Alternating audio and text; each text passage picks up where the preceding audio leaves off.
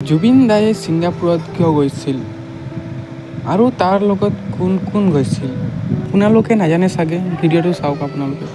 তেওঁ কেইজনমান বন্ধুৰ সৈতে এখন জটত সাগৰলৈ গৈছিল আৰু তাতেই তেওঁৰ দুৰ্ঘটনা ঘটে। জুবিন দায়ে ছিংগাপুৰত নৰ্থ ইষ্ট ফেষ্টিভেলত অংশগ্ৰহণ কৰিবলৈ গৈছিল। শুকুৰবাৰে ছিংগাপুৰত সময় অনুসৰি 5:18 ভাৰতীয় সময় মতে প্ৰায় 2 পৰা 10 বজাত মৃত্যু ঘটে জুবিনদাৰ।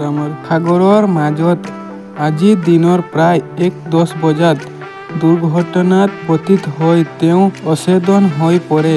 শিল্পীগৰাকীৰ লগে লগে গুৰুত্বপূৰ্ণ অৱস্থাত ছিংগাপুৰৰ জেনেৰেল হস্পিতালত ভৰ্তি কৰোৱা হয় জুবিনদাক। পিছে শিল্পীগৰাকীৰ প্ৰাণ ৰক্ষা কৰিবলৈ সময় নহ'ল। তাৰ পিছে আমি শুনিলোঁ যেন আমাৰ প্ৰিয় জুবিন দা আমাৰ মাজত নাই।